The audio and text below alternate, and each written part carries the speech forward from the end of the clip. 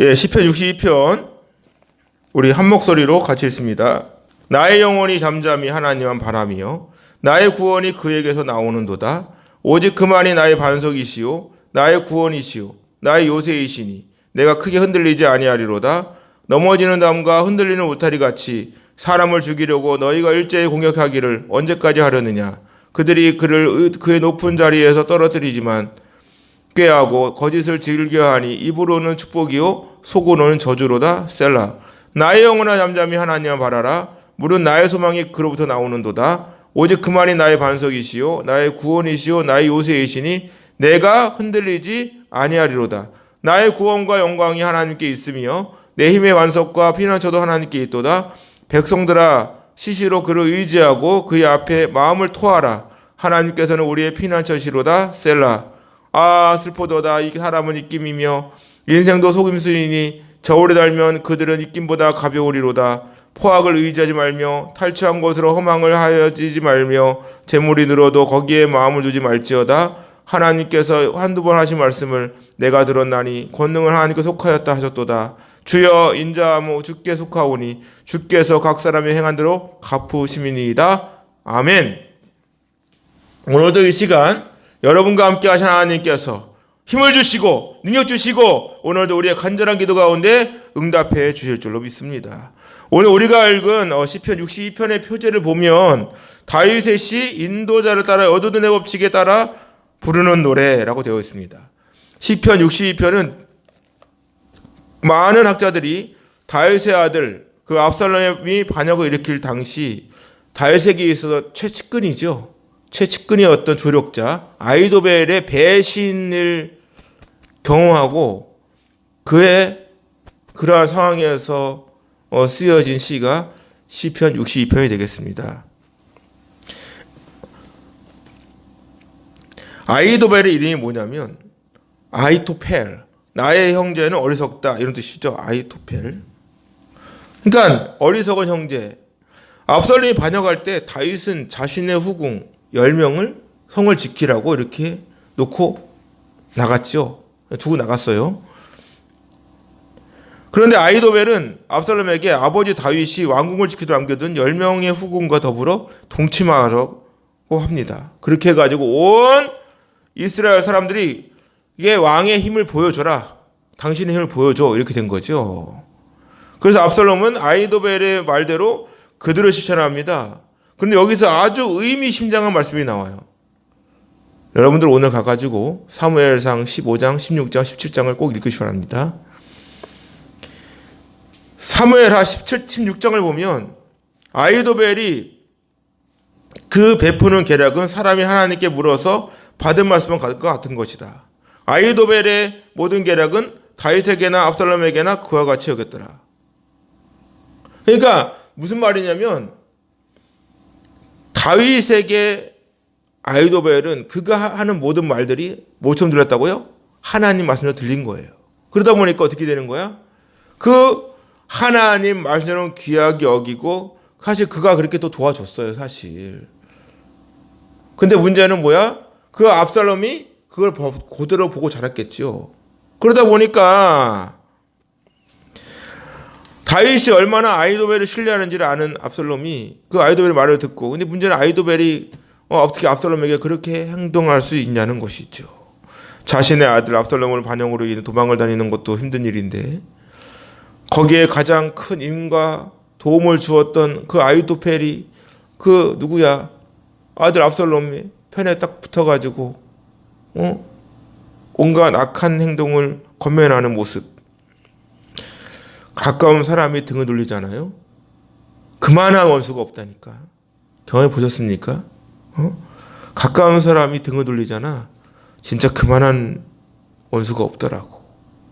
사실 아히도벨은 그 끝까지 충성하며 의를 지켰다면 문제가 없었어요. 다윗이 쫓겨가도 내가 다윗을 위해서 목숨을 걸고 압살롬이 반역을 해도 오히려 끝까지 막아주었다면 오히려 더 큰 이름으로 남을 것일 겁니다. 근데 아히도벨은 나의 형제는 어리석다라는 그 이름처럼 다윗을 배반하고 압살롬을 도와주었다가 결국에는 어떻게 돼요? 후세의 말을 듣고 압살롬의 말을 듣지 않았던 아히도벨의 말을 듣지 않았던 그 압살롬 때문에 집에 돌아가가지고 스스로 목숨을 끊어버리죠. 처참한 끝을 맞이하는 그 아히도벨의 모습. 이것이 어떻게 보면 끝까지 믿음을 지키지 않는 사람들의 말로라고 저는 봅니다. 다윗을 예수 그리스도의 표라고 볼 때 아히도벨이 끝까지 주님을 따라갔다라면 어떻겠어요? 근데 우리가 아히도벨과 같이 중간에 배신을 하고 배반을 하는 이런 어리석은 모습들이 결국에는 어떻게 되는 거예요? 멸망으로 가게 되는 것이죠. 오늘 말씀 보세요. 1절 볼까요? 나의 영혼이 잠잠히 하나님만 바라며 나의 구원이 그에게서 나오는도다. 보고 의지할 것을 고백합니다. 잠잠히 조용히 하나님의 뜻을 기다리며. 사실 다윗은 지금 어디에 마음 둘 곳이 있습니까? 없잖아요. 다윗은 지금 사방이 꽉 막혀 있습니다. 아들은 아버지에게 칼을 겨누고 가장 친했던 아히도벨은 배신을 하고 압살롬을 도와주고 있고, 이럴 때 뭘 할 수 있겠습니까?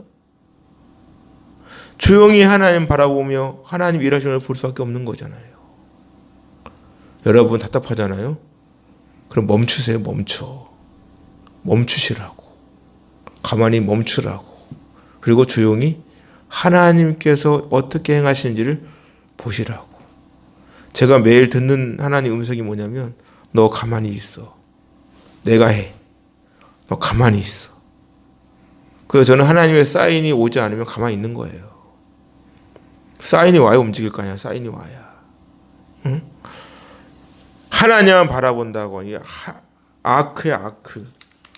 이 아크라는 단어. 이 아크거든요. 이 아크라는 단어가 어디서 하냐니까 쿤이야, 쿤. 이 쿤인데, 이 쿤이 뭐냐면 확실하게 고정되는 거예요. 다시 말하면 확실하게 조금도 의심하지 아니하고 하나님은 바라보겠습니다라고 하는 다윗의 고백인 것입니다. 지금 다윗 상황 보세요. 아들은 아버지를 반역하고 자신의 곁에서 조언을 해주고 항상 힘이 되어 주었던 아히도벨은 배신을 하고 오히려 압살롬을 도와주고 있는 모습을 볼 때 그 심정이 어떻게 해서 그 심정이 자신의 후궁인 압살롬에게 백주대낮에 겁탈당하고, 그런데 조언해 준 사람이 아히도벨. 얼마나 힘들었겠습니까? 인생을 살면서 겪는 어려움 중에 가장 큰 어려움이 뭐죠? 가장 친한 사람들로부터의 배신. 특히 동업하는 분들이 그러잖아요. 동업하는 분들이 간스럽게 다 빼준 것 같이 했는데 결국에는 어떤 그런 분이 있었어요. 정말 사업을 같이 했어. 식당이야, 식당. 식당을 같이 운영하는데 주방장인데 이 주방장이 나가버렸네. 맛집으로 소문났어요. 근데 그 식당 주방장이 나갔는데 그 식당 바로 옆에야 그냥 칸막이야, 칸막이. 바로 옆에 상가를 딱 얻은 거예요. 그러니까 벽이 이렇게 있잖아. 벽이 이렇게 있으면 딱 여기 붙어서 여기 딱 킨 거야. 말이 됩니까 이게? 그래가지고 차렸네. 그리고 상표 등록까지 해버렸습니다. 와, 이런 분이 있더라고 정말. 그러니 그 심정이 어떻겠어요? 와, 망하는 거야, 망하는 거. 우리가 이런 상황이었다면 넘어지죠. 흔들리고 넘어지겠죠. 하나님 원망하고 하나님 그럴 수가 있습니까? 하면서 나 이런 하나님 안 믿을 거야. 이렇겠죠. 떠날 수도 있습니다. 신앙을 떠날 수도 있는 거죠. 그런데 다윗은 고백하지요.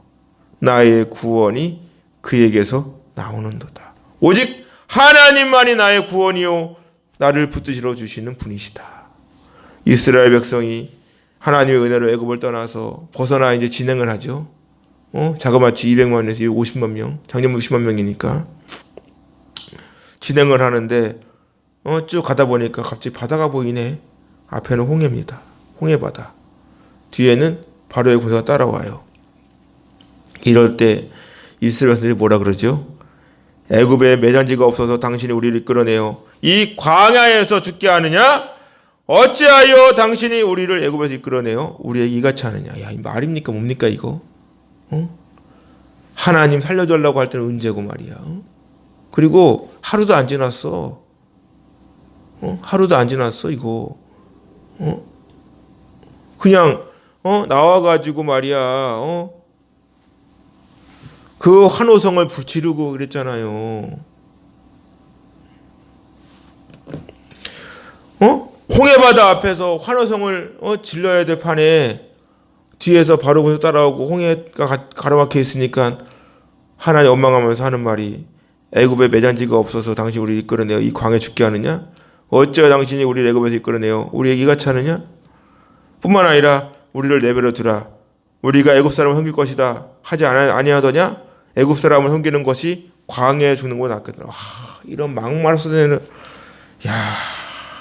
참 모세도 괴롭겠지만 하나님은 어떻게 그 마음이 어떻을까? 이때 하나님께서는 모세를 통해 말씀하시죠.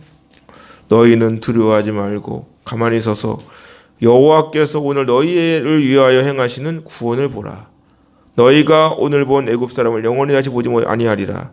여호와께 너희를 위하여 싸우시리니 너희는 가만히 있을지니라. 결국 하나님께서는 모세를 통해 홍해를 가르시고 모든 백성들이 직접 자기 발로 작업에 물이 벽이 돼가지고 자기 발로 밟고 그 바다를 건너가요. 와, 직접 걷는 거야, 직접 걷는 거. 이 부분에 대하여 하나님께서는 바울을 통해 이렇게 말씀하시죠. 고린도전서 10장에 보니까 형제들아 나는 너희가 알지 못하기를 원하지 아니하노니 우리 조상들이 다 구름 아래에 있고 바다 가운데로 지나며 모세에게 속하여 다 구름과 바다에서 세례를 받았다. 다 같은 신령한 음식을 먹고 다 같은 신령한 음료를 마셨으니 이는 그들을 따르는 신령한 반석으로부터 마셨음에 그 반석은 곧 그리스도. 반석이 뭐라고요? 그리스도래. 그러니까 다윗이 고백하잖아요. 오직 그분이 나의 반석이시오, 나의 구원이시오, 나의 요새이시니 내가 크게 흔들리지 아니하린다. 그분만이 진정한 구원자이신 줄로 믿습니다. 흔들리지 않는다. 비틀거리다, 흔들리다, 수동태로 돼 있어. 수동태로. 그분이 나의 반석이시오, 나의 구원이시니까 나는 흔들릴 수가 없는 거예요. 흔들리고 싶어도 흔들릴 수가 없는 거예요. 그게 바로 믿음이다. 주님을 믿으니까 어떠한 상황 속에서도 내가 흔들리지 않는 겁니다. 그냥 사람들은 비웃겠죠. 비웃지. 야, 뭐 하는 거냐 그게. 아유. 하지만 우리는 그런 것 때문에 상처받을 이유가 없다. 왜? 주님만이 나의 반석이시기 때문에, 나의 구원이시고 나의 요새이시기 때문에. 3절 보세요. 넘어지는 담, 흔들리는 울타리 같이 사람을 죽이려고 너희가 일제히 공격하기를 언제까지 하려느냐. 울타리, 다윗을 향해 넘어지는 담. 담이 나를 향해 이렇게 넘어지고 있네.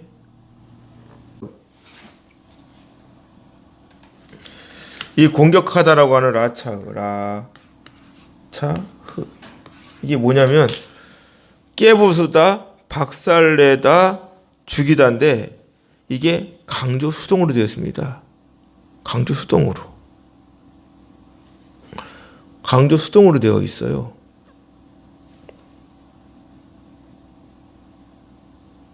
악인들이 다윗을 공격하는 목적은 다 한 가지잖아요. 어떻게 해서든지 다윗을 무지막지하게 죽이고 완전히 없애버리는 것이죠. 다윗은 자신을 공격하는 악인들이 도저히 일어날 수 없도록 몰아내고 죽이려고 하고 있는 상황임을 고백하고 있습니다. 4절 보세요. 그들이 그를 그의 높은 자리에 떨어뜨리기만 꾀하고 거짓을 즐겨하니 입으로는 축복이요 속으로는 저주로다. 뭐야? 떨어뜨리는 거예요. 왕의 자리에서 밀어내는 거잖아요. 악한 자의 끝이 이런 모습 아니겠습니까? 어떻게든지 끌어내고 쫓아내고 그렇게 하기 위해서 온갖 권모술수, 거짓말을 선치 않죠. 입으로는 축복을 말하지만 그 이면에는 뭐가 있다고요? 저주다, 저주. 하나님을 떠나고 스스로 무너지기를 원하며 저주하고 있는 거예요.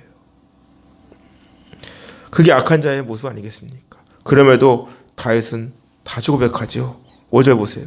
나의 영혼아 잠잠히 하나님은 바라라. 물은 나의 소망이 그로부터 나오는도다. 오직 그만이 나의 반석이시오 나의 구원이 나의 요새이시니 내가 흔들리지 아니하리라. 이 고백이 여러분들의 고백이 되기를 주님의 이름으로 축원합니다. 하나님은 여러분들의 반석이 되어 주십니다. 진정한 구원은 하나님께 있고 우리는 그분께 소망을 둬야 돼요. 그래서 하나님 말씀하시죠. 다른 이로서는 구원을 받을 수 없나니 천하 사람 중에 구원받을 만한 다른 이름을 우리에게 주신 일이 없다. 오직 예수님만이 우리의 구원자이신 줄로 믿습니다. 우리는 그저 구원자 되어주시는 주님만을 바라보고 의지하면 되는 거예요. 힘듭니까? 어렵고 답답하십니까? 아무것도 할 수 없습니까? 그때야말로 주님을 바라보고 주의 십자가를 바라보아야 할 때인 줄로 믿습니다. 그분만이 우리의 참된 구원자이신 줄로 믿습니다. 하나님 말씀하시죠. 내가 만일 내 입으로 예수님을 주로 시인하며 또 하나님께서 그를 죽은 자 가운데 살리신 것을 내 마음에 믿으면 구원을 받으리라. 사람이 마음으로 믿어 의에 이르고 입으로 시인하여 구원에 이르느니라. 다른 것은 몰라도 구원의 확신을 가지세요. 오직 예수님만이 우리의 구원자임을 고백하세요. 우리는 누가 뭐라고 해도 예수님 믿고 구원받은 하나님의 자녀인 줄로 믿습니다. 다윗은 고백합니다. 7절 나의 구원과 영광이 하나님께 있으며 내 입의 반석과 피난처도 하나님께 있도다. 다윗은 현재 자신이 처한 문제를 자신의 해결할 수 있는 상황이 아닙니다. 내 힘으로 못해요. 할 수가 없어. 아무것도 할 수 없는 환경 가운데에서 다윗은 고백합니다. 나의 구원과 영광이 하나님께 있다. 그리고 내 힘의 반석과 피난처도 하나님께 있도다. 내 힘으로 해결되는 것이 아니라 전적으로 하나님께 맡기고 나의 구원자가 되어주시는 하나님만 하실 수 있다라고 하는 믿음의 고백인 거예요. 이것이 우리가 본받아야 할 다윗의 믿음인 줄로 믿습니다. 자신을 죽이려고 하고 완전히 흔적도 없이 무너뜨리려고 하는 세력 앞에서 다윗은 악을 갚지 아니하고 하나님께 맡기고 있어요. 백성들아 시시로 그를 의지하라. 명령법입니다. 바타의 그를 의지해야 된다. 그를 믿고 신뢰해야 된다. 그의 앞에 마음을 토하라. 마치 수문을 열어서 댐 안에 있는 모든 물을 다 방류하는 것처럼 물을 쏟아내듯이 모든 것을 하나님께 쏟아 부어라. 왜? 하나님은 우리의 피난처시기 때문에. 우리를 숨겨주시고 가장 안전하게 보호해 주시는 분. 지금이야말로 하나님을 의지하고 하나님을 온전히 믿고 나아가야 할 때인 줄로 믿습니다. 그리고 그 마음을 하나님께 토하듯이 그대로 고백하라. 이 시간이 토하는 시간 되기 바랍니다. 부르짖고 하나님께 토하라고요. 조금 더 숨길 필요가 없다고요. 하나님 우리가 다 아십니다. 그것만이 우리의 피난처이심을 계속해서 고백하며 하나님을 온전히 믿고 신뢰하는 다윗의 모습. 우리는 한 치 앞도 내다볼 수가 없어요. 내일 아니 이 기도가 끝나고 문을 나서는 순간 어떠한 일이 일어날지 알 수가 없는 세상 가운데 살고 있습니다. 그것이 인간의 한계죠. 무당도 자기 앞길을 몰라. 무당도. 우리는 내일 무슨 일이 일어날지 알 수가 없어요. 한 치 앞을 내다볼 수가 없다고요. 하루하루가 하나님의 은혜라고 밖에 고백할 수밖에 없습니다. 갈수록 범죄는 흉악해지고 자살하는 사람들은 갈수록 증가하고 있고 CCTV 카메라를 설치하고 집에 세콤을 설치하고 내 몸에 추적장치를 달아놓고 블랙박스를 달아놓는다고 한들 그것이 우리를 영원히 안전하게 지켜줄 수 있겠습니까? 우리의 삶은 안전을 보장할 수가 없어요. 여러분은 보험을 왜 듭니까? 미래를 대비해서 드는 거 아니겠어요? 혹시라도 아프면 혹시 사고가 나면 그래서 드는 거잖아요. 앞으로 어떠한 일이 일어날지 우리 알 수 없기 때문입니다. 육신의 안전을 위해서는 보험도 들고 CCTV 설치하고 블랙박스도 달고 자신을 위해서는 아까워하지 않고 투자하면서 정작 내 영혼을 위해서는 얼마나 투자하고 있습니까? 사람들이 가장 불안해하는 큰 이유가 뭔지 아십니까? 미래에 대한 불확실인 거죠. 불확실. 내가 아무리 좋은 계획을 세워놓는다 하더라도 그의 걸음을 인도하시는 이는 여호와시니라. 인생이 내가 원하는 대로 내가 세운 계획대로 된다면 얼마나 좋겠습니까? 그런데 그렇지가 않아요. 우리는 항상 불안하고 근심하고 걱정하고 세상을 살면서 모든 짐은 내가 지고 있는 것처럼 느껴질 때가 한두 번이 아니에요. 세상에서 가장 무거운 짐이 뭔지 아십니까? 내 짐이야, 내 짐. 내 짐이라고요. 남들 볼 때는 그런 거 가지고 그러지만 그 짐을 지고 있는 사람은 죽을 맛이야, 죽을 맛. 경중이 다른 거 아니라 내가 지고 있는 짐이 제일 무거운 거예요. 항상 불안하고 근심하고 걱정하고 다윗도 보세요. 하나님의 은혜로 왕의 자리에 올랐지만 그것도 잠시 또다시 아들 압살롬을 피해 도망다니는 상황. 이 도망자의 신세는 참 왕이 되어서도 끝나지가 않네. 거기에 가장 큰 힘이 되어준 조력자가 아히도벨이 배신을 하고 이러한 상황에서 다윗도 고백합니다. 아 슬프도다. 사람은 입김이며 인생도 속임수이니 저울에 달면 그들은 입김보다 가벼우리로다. 주여. 사람은 입김처럼 사라질 존재 아니겠습니까? 우리 인생 안개와 같잖아요. 인생 무상. 속이고 속이는 세상. 우리는 지금 무엇을 향해서 어디를 향해 달려가고 있는 것일까요? 사람들은 무엇 때문에 그렇게 전전긍긍하고 무엇 때문에 이렇게 분주하고 바쁘게 움직이는 것일까요? 아버지가 왕인데 압살롬은 무엇 때문에 아버지의 등에 칼을 꽂는 것일까? 아히도벨은 무엇 때문에 다윗을 배신하고 있는 것일까? 더 나은 미래? 소위 쥐를 잡으면 성공하기 때문일까요? 다윗 곁에만 있어도 별 문제가 없었는데 왜 그토록 다윗을 제거하려는 것일까? 다윗은 고백합니다. 포악을 의지하지 말며 탈취한 것으로 허망하여지지 말며 재물이 들어도 거기에 마음을 두지 말지어다. 이 포악이 뭘까요? 남을 누르고 남의 것을 강탈하고 억압하고 자신의 힘을 과시하며 악한 자를 괴롭히고 학대하며 강탈하는 모습, 그런 것을 의지하지 말라는 것입니다. 아히도벨도 압살롬이 악한 행동을 하고 있다는 사실을 알지 않을까요? 압살롬이 행하는 행동이 지금 좋은 일인지 나쁜 일인지 모르겠습니까? 알 거라고요. 근데 어떻게 다윗은 이제 끝났어 하고 딱 붙는 거예요. 살아야 되니까. 그래서 뭐 공무원도 그렇고 어떠한 조직 사회에 들어가면 가장 이게 답답한 게 그런 거잖아요. 양심 고백. 뻔히 아닌 걸 알아. 그러니 따라갈 수밖에 없어. 왜? 안 그러면 사표를 내든지 그만두든지 해야 된단 말이에요. 심지어는 억울하게 물러나는 분도 있단 말이에요. 그러니까 그걸 감수하고 폭로하는 것도 쉽지 않다고요. 타장이 시키는데 안 됩니다.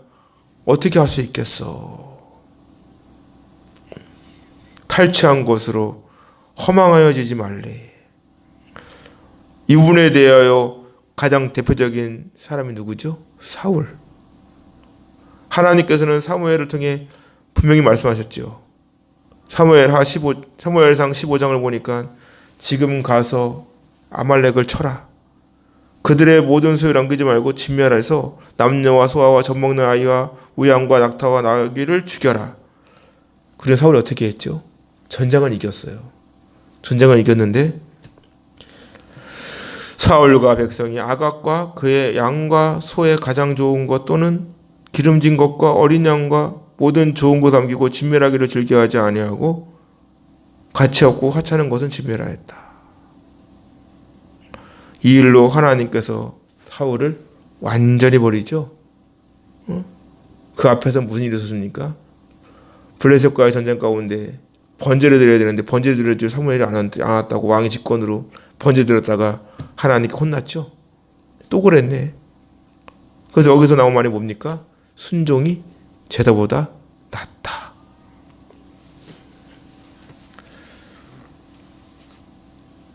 결국 하나님을 의지하지 않고 자신의 힘으로 살려고 하는 인생은 허무하게 끝나게 될 것임을 우리에게 보여주는 것이죠.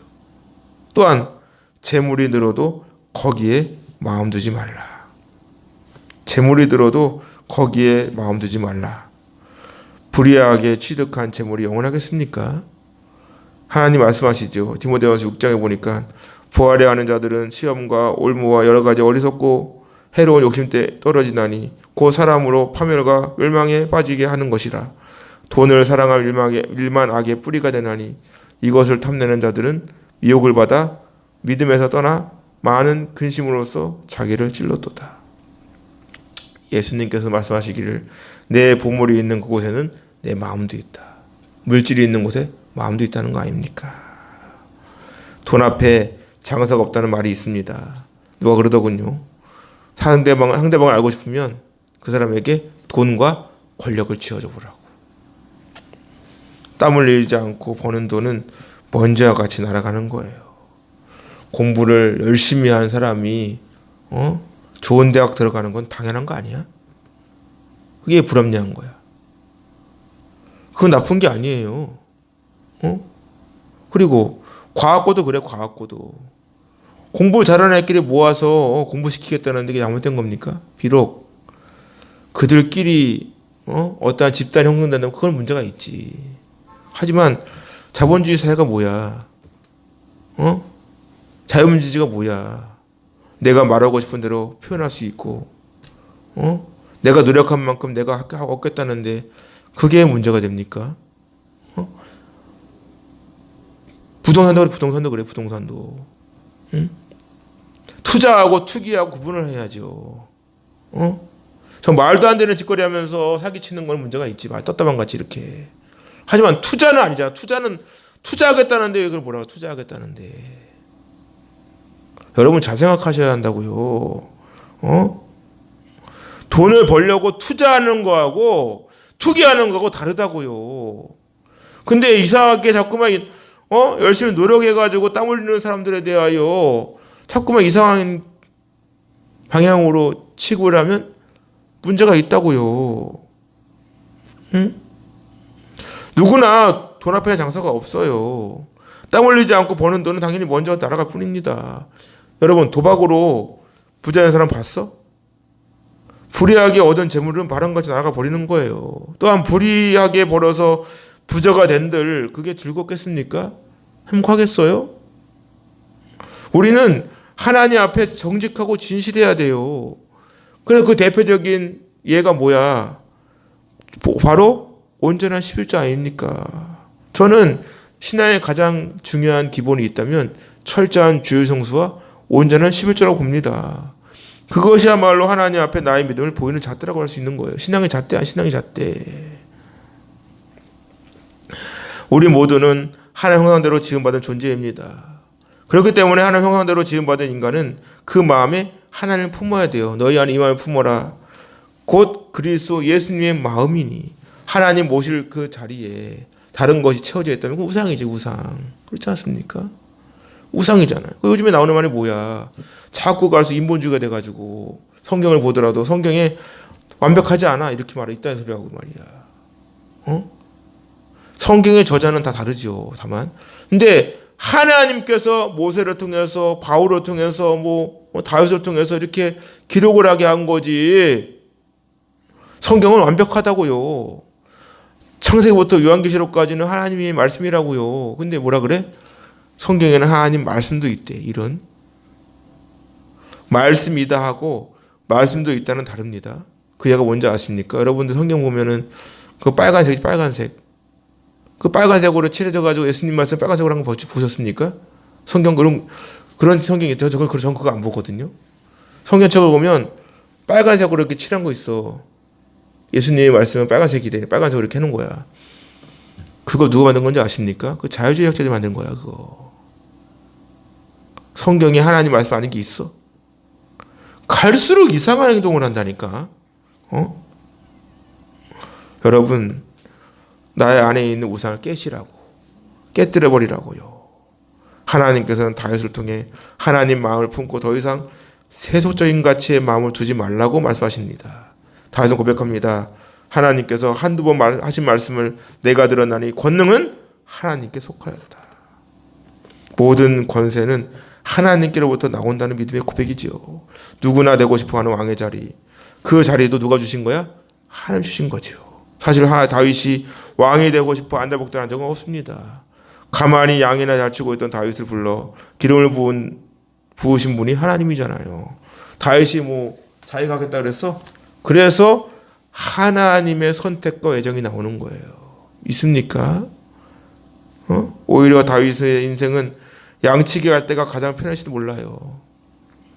하나님께로부터 기름 부음 받고 난 후에 우연치 않게 블레셋 장군과의 그 전쟁, 거기가 나갔다가 막만 쏟아내는 거 보고 말이야, 화가 나가지고 내가 나가겠다고.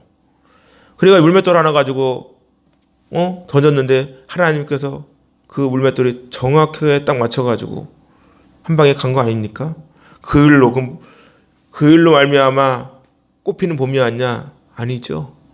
아주 고생했죠. 아주 고생하죠. 사울의 시기로 인해 몇 번을 죽음을 넘기고 말이야. 그래가지고 다윗 시편을 보면 어떻게 고백합니까? 하루하루가 마지막까지 살아. 마지막까지. 오늘이 나의 마지막이 될 수가 있다. 이러한 심정인 거죠. 하지만 다윗은 하나님의 약속대로 왕이 되었습니다. 그런데 또다시 압살롬의 반역으로 도망다니는 처지가 되었어요. 그렇다고 해서 다윗이 왕의 자리에 연연했습니까? 그렇지 않아요. 권능은 하나님께 있다. 모든 세상 권세는 하나님 손 아래에 있다는 거죠. 그것이 우리가 교만할 수 없는 이유입니다. 그래서 하나님께서는 그러므로 하나님은 손 아래에서 겸손하라. 때가 되면 너희를 높이시리라고 말씀하시죠. 바울도 보세요. 바울이 언제 했습니까? 또 한 적 있습니까? 사도행전 9장을 보니까 가라. 이 사람은 내가 내 이름을 이방인과 임금들과 이스라엘 사람들에게 전하기 위하여 택한 나의 그릇이다. 그가 내 이름을 위하여 얼마나 고난을 받아야 될 것을 내가 그에게 보여줄게. 사실 바울이 예수님 믿고 난 후에 얼마나 많은 고생을 했습니까? 사실 바울은 가말리엘 문화, 그 당시 최고의 학문 가말리엘 문화생이다. 정통 바리새인 유대인. 그의 위치는 대제사장으로부터 직접 공문을 받아올 수 있는 위치란 말이에요. 세상적으로 아쉬울 것 없는 바울이 예수님 만나니까 어떻게 됐습니까? 하루아침에 바닥을 쳐요.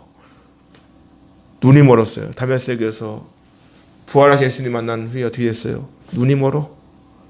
그래 이렇게 혈기등등한 사람이 하나님의 도움이 없이는 못 다녀. 결국 3일 만에 아나니아를 통해 눈을 뜨죠. 이때 바울이 딱 처음으로 고백한 게 뭡니까? 예수님은 하나님의 아들이다. 얼마나 놀라운 역사입니까? 예수님의 복음을 전하는 사람을 잡아 죽이는 일에 앞장선 바울이 예수님을 만난 후에 오히려 목숨을 걸고 예수님의 복음을 전하는 사람이 돼요. 바울이 뭐라 그러죠? 나도 육체를 신뢰해야만 하며 만일 누구든지 다른 이가 육체를 신뢰할 것이 있는 줄로 생각하면 나는 더욱 그러하리니 나는 8일 만에 할례를 받고 이스라엘 족속이요 베냐민 지파요 히브리인 중 히브리인이요 율법으로는 바리새인이요 열심으로는 그를 박해하고 율법의 의로는 흠이 없는 자다. 그러나 무엇이든지 내게 유익하던 것을 내가 그리스도를 위하여 다 해로 여긴다.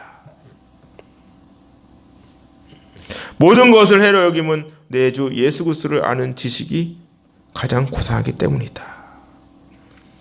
이 자리에 모인 여러분도 마찬가지입니다. 우리는 누가 뭐라고 해도 하나님께 선택된 사람이에요. 우리를 택하신 분은 오직 살아계신 하나님이십니다. 그렇기 때문에 나의 인생은 내 것이 아니라 나와 함께 하신 하나님의 은혜를 고백합니다. 나에다 된 것은 하나님의 은혜로 된 것이니 이 고백이 바울의 고백만이 아니라고요. 이 자리에 모인 우리 모두의 고백인 줄로 믿습니다. 너희는 그 은혜에 의하여 믿음으로 말미암아 구원을 받았으니 이거 너희에게 난 것이 아니요 하나님의 선물이다. 행위에서 난 것이 아니니 이는 누구든지 자랑할 수가 없다. 오늘도 아침마당 기도에 참석하신 여러분의 인생은 여러분 것이 아닙니다. 우리의 인생은 하나님 손 아래에 있습니다. 다윗과 같이 한 치 앞도 내다볼 수 없는 상황. 예기치 않은 코로나로 인해 생각지도 못한 어려움을 겪고 있죠. 교회 봐요, 교회. 이런 날이 올 줄 누가 알았습니까? 도무지 감당할 수 없는 상황 속에서 하루하루 삶이 지옥과 같은 삶을 살아가는 분들 분명히 있어요. 그러할지라도 변하지 않는 거 한 가지는 뭡니까? 하나님은 나와 함께 하신다. 오직 그분만이 나의 소망이요, 나의 구원자이시요, 나의 반석이신 줄로 믿습니다. 전적으로 하나님을 믿고 의지해 보세요. 다윗처럼 모든 것을 잃어버려도 끝까지 하나님을 신뢰하고 믿고 의지한 것처럼 하나님께 인생을 한번 제대로 맡겨보시라고요. 그리고 이렇게 고백하세요. 12절, 주여 인자함은 주께 속하오니 주께서 각 사람이 행한 대로 갚으실 줄 믿습니다. 하나님은 분명히 살아계십니다. 다윗에게 기름 부으신 분도 하나님이시고 다윗을 왕으로 세우신 분도 하나님이십니다. 수많은 우여곡절 속에서 다윗과 약속을 지키시는 하나님께서 이 시간도 이 자리에 모인 여러분의 모든 삶을 책임져 주실 줄로 믿습니다. 날마다 구원의 확신을 갖고 항상 천국을 소망하며 이 땅을 사는 동안 하나님의 손을 붙잡고 나의 유익이 아닌 오직 주의 영광을 위해 다시금 힘차게 일어나 할렐루야 외치면서 오늘 하루도 믿음으로 승리할 수 있기를 주님의 이름으로 축원합니다.